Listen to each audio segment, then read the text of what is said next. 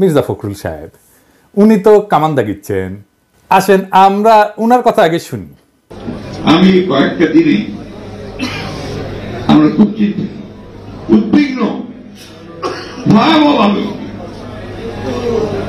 আপনি চিন্তা করতে পারেন ধর্মকে কেন্দ্র করে কি উন্মাদনা শুরু হয়েছে বাংলাদেশে।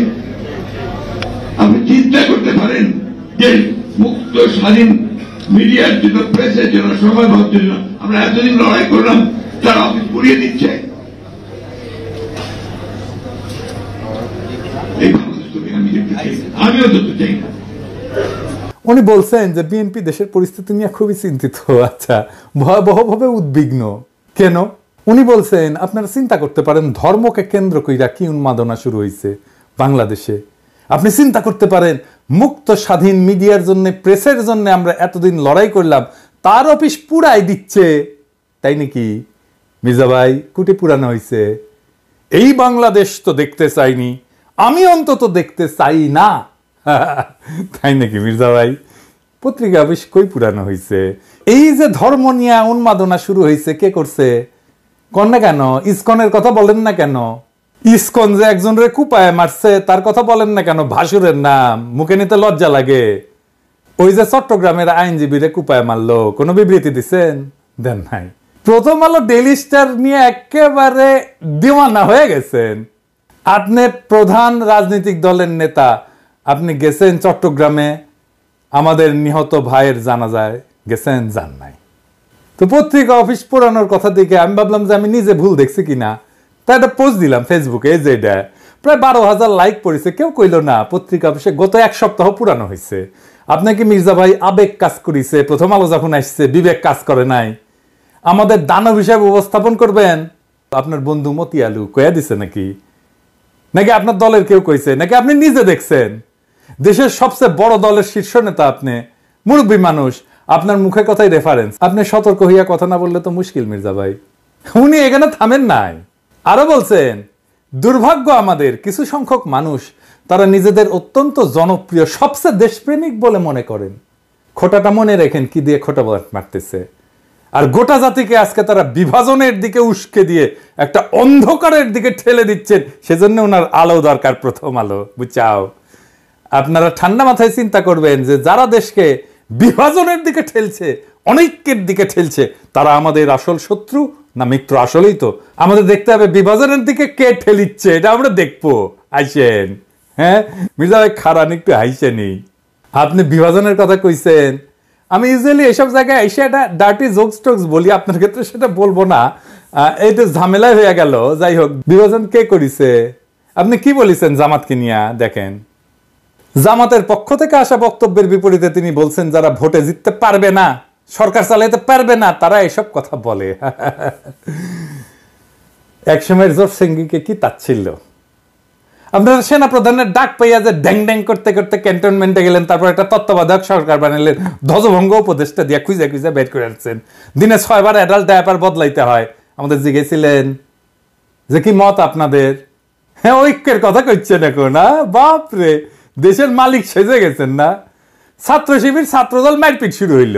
আপনার ছাত্র দলের চট্টগ্রামে পোলারা আমারে কমপ্লেন দিল আমার ইনবক্সে এসে যে আপনার প্রিয় ছাত্র শিবির কইরে একবার কয় আপনার প্রিয় ছাত্র শিবির।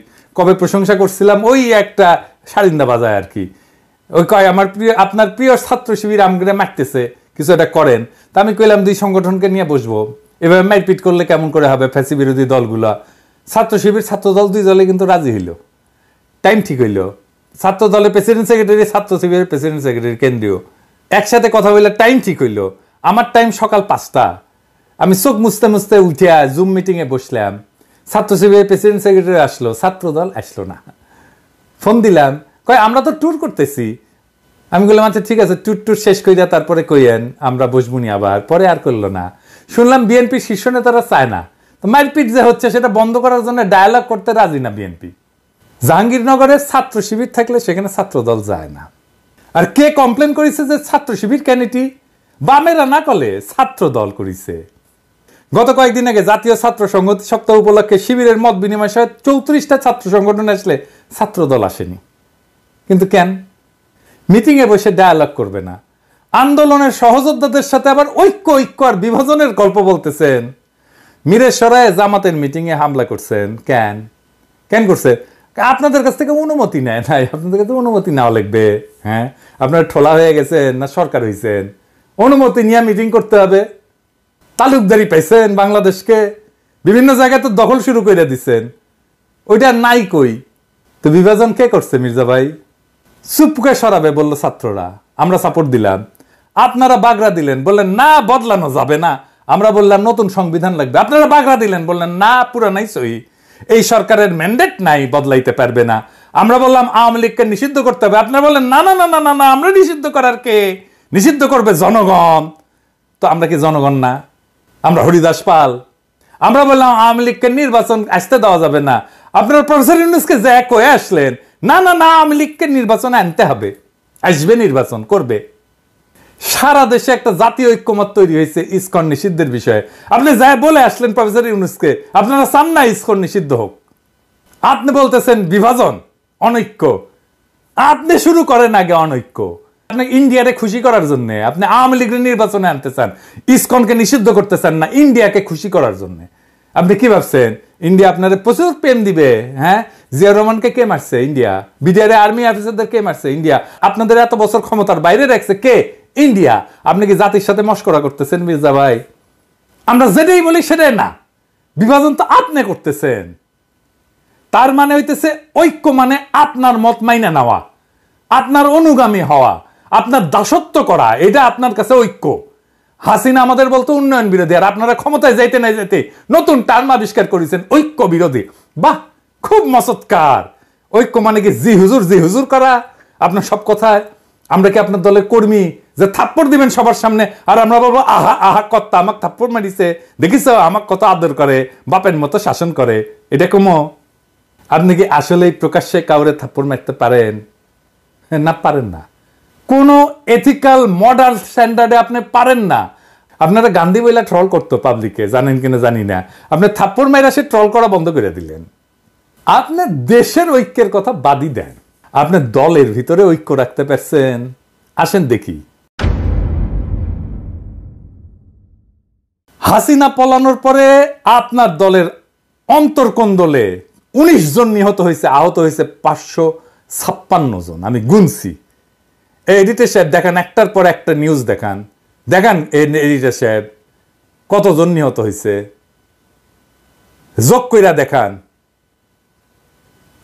মির্জা ভাই, আপনার নিজ দলের লোক তার সহযোদ্ধারে মারছে, প্রত্যেক 5 দিনে একজন মারা গেছে, প্রত্যেক দিন গড়ে 5 জনের বেশি আহত হয়েছে।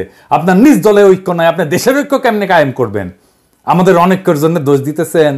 আপনার ঐক্য নিয়ে কথা বলার কোনো বিন্দু মাত্র নৈতিক অধিকার আছে?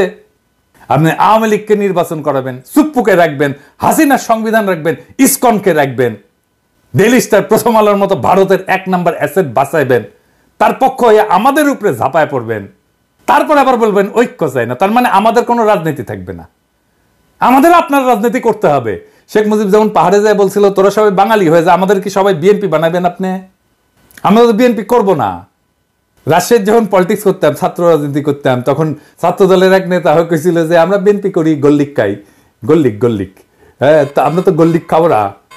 আর গল্লিক না খাইলে আপনি কইবেন ঐক্য নষ্ট করতেছি।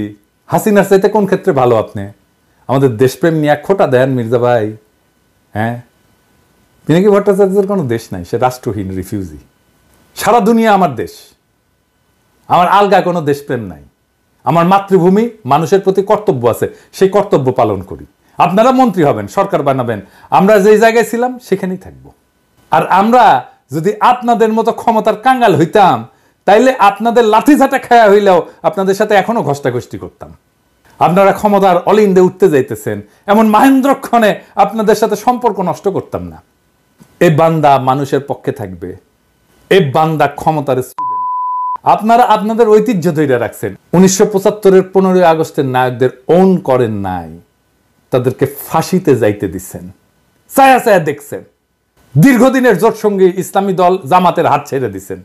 2013-র 5ই মে আপনাদের কথা ছিল না আপনারা মাঠে নামবেন, আলেমরা আপনাদের ভরসায় আইসা বেঘরে মারা গেল। কোনোদিন সরি বলছেন? আমাদের পিঠে ছুরি মারবেন, এটা নতুন কি? হ্যাঁ, আমরা কেউই নিজেদের জনপ্রিয় বলে মনে করি না। আমরা জনতার কণ্ঠস্বর, যে কণ্ঠস্বর আপনারা শুনতে চান না সেই কণ্ঠস্বর জনতার নেতা বানায়। জনপ্রিয়তা জনতার কাছ থেকে আসে, যারা তার কাছাকাছি তারাই জনপ্রিয় হয়, তাদেরকেই পছন্দ করে, তাদেরকেই ভালোবাসে। আপনাদের তো আমাদের দরকার নাই, আমরা তো ক্যানন ফোডার জানেন তো, খরচাযোগ্য মানে জানেন ক্যানন ফোডার এই শব্দটার মানে? এটা একটা সামরিক পরিভাষা, এটা খুব অল্প ট্রেনিং পাওয়া সৈন্যদের ক্ষেত্রে বোঝানোর জন্য ব্যবহার করা হয়, যারা যুদ্ধে শত্রুর কামানের গোলার আঘাতে প্রথম সারিতে মারা যাওয়ার জন্য তাদেরকে পাঠানো হয়, মানে কামানের খাদ্য আর কি। এইটা সাধারণত সেই সৈন্যদের জন্য বলা হয় যারা সংখ্যায় বেশি, কম প্রশিক্ষিত বা কম গুরুত্বপূর্ণ।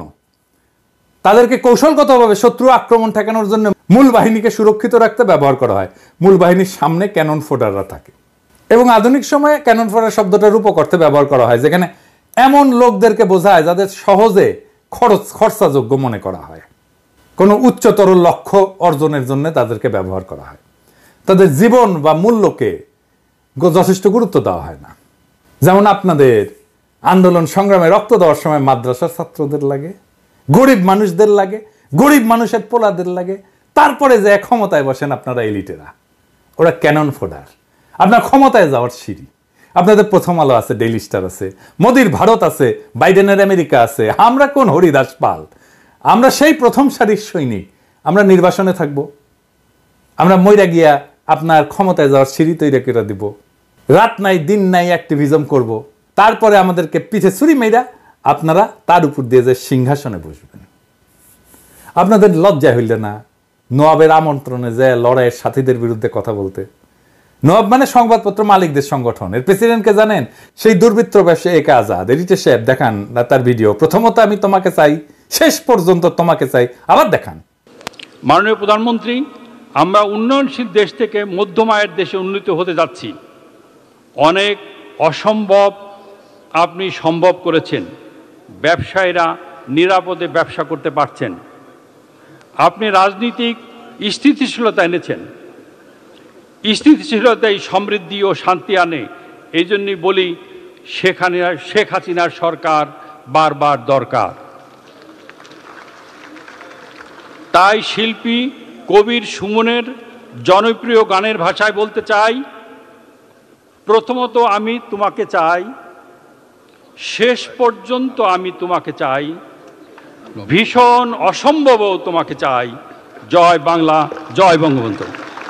এর আমন্ত্রণে যে এক কথা বলে রাজনৈতিক দলের লোকেরা। নওয়াবের মিটিংয়ে তো আপনাদের যা প্রশ্ন করা উচিত ছিল যে ফ্যাসিবাদের সময় অধিকাংশ গণমাধ্যম মালিক খুনি হাসিনা সরকারের পক্ষ নিছে, এই বিষয়ে নওয়াবের বক্তব্য কি? আপনাদের তো প্রশ্ন করা উচিত ছিল হাসিনার দুঃশাসনে বন্ধ করে দেওয়া পত্র পত্রিকা টেলিভিশন চ্যানেলগুলোর ক্ষেত্রে তখন নওয়াবের ভূমিকা কি ছিল? আমার দেশ বন্ধ হয় নাই? সংগ্রামের সম্পাদককে তার অফিস থেকে টাইনে নিয়ে এসে মাইরা পুলিশে দেওয়া হয় নাই? কেন তারা এ নিয়ে প্রতিবাদ করে নাই? সেই নীরবতা ফ্যাসিস্ট সরকারকে সমর্থন জানানো না? দিগন্ত টেলিভিশন বন্ধ হয় নাই? বেশিরভাগ গণমাধ্যম মালিক সাংবাদিকতার পেশার সাথে সরাসরি জড়িত না, কিন্তু মালিক বইনে বসছেন। তারা বছরের পর বছর লোকসানের অজুহাত দেখায় সাংবাদিক এবং সংবাদকর্মীদের ন্যায্য মজুরি এবং প্রাপ্য সুবিধা থেকে বঞ্চিত করেন। তাহলে কোন স্বার্থে তারা কোটি কোটি টাকা লোকসানের পরেও গণমাধ্যমে বিনিয়োগ করতেই থাকেন? দেশের মানুষ এই রহস্যের উত্তর জানতে চায়। প্রথম আলো, ডেইলি স্টার স্বাধীন সাংবাদিকতা করে? আসেন আমরা ঠিক এই নওয়াবের এই প্রোগ্রামের নিউজটা দেখি, সেটাই পর্যালোচনা করি। এইখানে প্রথম আলো নিউজ করছে, এখানে যারা আমাদের গালাইছে তাদের কোট করছে। দেখেন এডিটর সাহেব দেখেন কে কে গালাইছে, নামগুলো দেখান। মনে হচ্ছে সবাই আমাদের গালাইছে যারা গেছিল, তাই না? আচ্ছা দেখেন এবি পার্টির মুজিবুর রহমান মঞ্জু কি বলছিল এই প্রোগ্রামে, পুরোটাই শুনেন। আমি খোলামেলা ভাবে বলছি, প্রথম আলোর বিরুদ্ধে অভিযোগ কি, ডেইলি স্টারের বিরুদ্ধে অভিযোগ কি? যারা অভিযোগ দিয়েছেন দুই পক্ষকে নিয়ে কি বসা যায় না? কেউ কি বসার উদ্যোগ নিয়েছেন? বসেন, কথা বলেন। যদি সত্যিকার অর্থে আমাদের কোনো ব্যাড রিপোর্টিং এর কারণে কেউ যদি ক্ষতিগ্রস্ত হয়, আমরা কেন তাকে সরি বলবো না? কেন সেটা সমাধান করব না? আমরা যে জিনিসটা টেবিলে সমাধান করা যায় সেই জিনিসটাকে আমরা মতাদর্শিক দ্বন্দ্ব, ব্যবসায়িক দ্বন্দ্বে রূপান্তরিত করি। মুজিবুর রহমান মঞ্জুর এই কথা আছে, এখানে লিখছে, এই কথা লিখে নাই। এটাই হইতেছে ন্যারেটিভ তৈরি। মুজিবুর রহমান মঞ্জুর কথা সাপ্রেস করছে, ঢাইকা দিছে, তার কণ্ঠস্বরকে ঢাইকা দিছে। নাগরিক কমিটির নাসির গেছিল, সকল ইসলামী দল গেছিল, তারা ভালো বক্তব্য দিছে, আমরা শুনছি কে কি বলছে, তাদের ধন্যবাদ জানাই। কিন্তু প্রথম আলোর মতির দ্বন্দ্ব যারা মালিশ করছে তাদের আমরা ক্ষমা করব না। মির্জা ভাই ওবায়দুল কাসের বলছিল না যে পালাবো না, দরকার হইলে মির্জা ফখরুল সাহেবের বাসায় যে উঠবো, ঠাকুর গায়ে একটা বাসা আছে না, এডিটর সাহেব শোনান এটা। পালাবো না, কোথায় পালাবো? পালাবো না, প্রয়োজনে ফখরুল সাহেবের বাসায় গিয়ে উঠবো। কি জায়গা দেবেন? না হলে ঠাকুর গায়ের বাড়ি আছে, ওই বাড়িতে গিয়ে উঠবো। আমার ধারণা ওই কাউয়া কাদের কাউয়া কাউয়া ও কাউয়া সাউন্ড দেন, মনে হয়েছে কাউয়ার সাউন্ড দেন। হ্যাঁ, আরো জোরে দেন। হয়েছে। আমার ধারণা ওই কাউয়া মরিছে, মইরা ভূত হইছে, ভূত হইয়া মির্জা ফখরুলের কাঁধে চাপিছে, ওর বাসাত না, ওর কাঁধে চাপিছে। মির্জা ফখরুল আর এক কাউয়া হচ্ছে। ফাইনালি বিএনপি বলি, আপনারা তো ক্ষমতা নেবেন তাই না, ক্ষমতা যাবেন সে আশাত আছেন। আমরা বিজনেসে একটা অ্যানালাইসিস করি, ভুকা বলে, ভুকা, BUCA মানে জানেন না? আচ্ছা, ভুকা হইতেছে এটা মডেল আর কি। সেটা হইতেছে যে কোনো প্রতিষ্ঠান বা যে কোনো কার্যক্রম পরিচালনার ক্ষেত্রটা অস্থিতিশীল এবং সবসময় জটিল পরিবেশের মধ্যে থাকে। ভুকা শব্দটা একটা বিশেষ বৈশিষ্ট্যের প্রতিনিধিত্ব করে আর কি। ভিতে হচ্ছে ভোলাটিলিটি, অস্থিতিশীলতা। ইউতে হইতেছে আনসার্টেনিটি মানে অনিশ্চয়তা, ভবিষ্যতের ঘটনা বা ফলাফল সম্পর্কে অস্পষ্টতা। সিতে হচ্ছে কমপ্লেক্সিটি মানে জটিলতা, আমরা তো জানি। আর এতে হচ্ছে অ্যাম্বিগুইটি। এটার অ্যাম্বিগুইটির বাংলাটা হইতেছে এটা এমন একটা পরিস্থিতি যেখানে যে তথ্য আমরা পাইছি এটা অসম্পূর্ণ এবং বিভ্রান্তিকর, ফলে সঠিক সিদ্ধান্ত নেওয়া কঠিন হয়। তো যে কোনো বিজনেসে ভুকা অ্যানালাইসিসটা করতে হয়, তাছাড়া পরিবর্তনশীল পরিবেশে টিকে থাকা যায় না, দ্রুত এবং কার্যকর সিদ্ধান্ত গ্রহণ করা যায় না। এটা ছাড়া নেতৃত্বের যে দক্ষতা এটা উন্নত করা যায় না। এই ভুকা অ্যানালাইসিসটা ঝুঁকি পরিচালনা এবং সুযোগ সৃষ্টিতে সাহায্য করে। রাজনৈতিক পরিস্থিতি অস্থিতিশীল, আনসার্টেন, কমপ্লেক্স আর অ্যাম্বিগুয়াস। দুনিয়ার কখন কোথায় কি ঘটে যাবে আর আপনার ক্ষমতায় যাওয়ার স্বপ্ন দূরে সরে যাবে। হ্যাঁ, কখন কোন উপদেষ্টার মনে হবে যে এইবার ইসকনের নেতারে গ্রেপ্তার করি, তারপরে এটা মারপিট হবে, তারপরে খুনাখুনি হবে, কেস অন্যরকম হয়ে যাবে। আমি অনেক আগে থেকে বলতেছি প্রফেসর ইউনূসের সরকার ফেল করার রাস্তায় হাঁটতেছে, বলি না? আপনাদের স্বপ্ন কিন্তু স্বপ্নদোষ হয়ে যাইতে পারে, খুব খেয়াল। তবে আপনারা প্রথম আলো নিয়ে যা করছেন, প্রথম আলোর পাশে দাঁড়াইছেন এবং আমাদের পিঠে ছুরি মারছেন, সেই জন্য আপনাদের সাথে কোনো রাজনৈতিক সম্পর্ক আর সম্ভব না। আমি প্রথম আলো ডেইলি স্টারের সাথে যারা লতকালতকি করে তাদেরকে এলাই বা সহযোদ্ধা মনে করি না, তাই গুড লাক। আমার দর্শকদের বলি, ভয় পাবেন না, দেশের সামনে সংকট আছে, কিন্তু আমরা একসাথে পাহাড়ের মতো অটল দাঁড়ায় থাকবো মাতৃভূমির রক্ষায়। ফ্যাসিবাদ কোনো রাজনৈতিক দল তাড়ায় নাই, ছাত্র জনতা তাড়াইছে। রাজনৈতিক দল ঈদের পরের আন্দোলন দিয়া আমাদের একের পর এক বছর কাইরা নিছে। এই ছাত্র জনতা দেশকে রক্ষা করবে। রাজনৈতিক দলের কাছে দেশের নিজের ভাগ্যকে আমরা বন্ধক দেব না। নির্ভয়ে থাকেন, জিন্দা থাকতে দেশের কোনো ক্ষতি হইতে দেব না। জিন্দা থাকতে বাংলাদেশে আওয়ামী লীগকে পুনর্বাসিত হইতে দেব না। জিন্দা থাকতে বাংলাদেশে আবারও ভারতীয় আধিপত্য চালাইতে দেব না। জিন্দা থাকতে বিপ্লবকে ব্যর্থ হইতে দেব না। জিন্দা না থাকলে কোটি কোটি পিনাকি, কোটি কোটি ইলিয়াসেরা জন্ম নেবে, কোটি কোটি আপনাদের মতো বীরেরা জন্ম নেবে। এই দেশে শুধু ভীরুরাই জন্মায় না, বীরেরাও জন্মায়। ভয় পাইবেন না, আখেরে আমরা বিজয়ী হব। ইনকিলাব জিন্দাবাদ।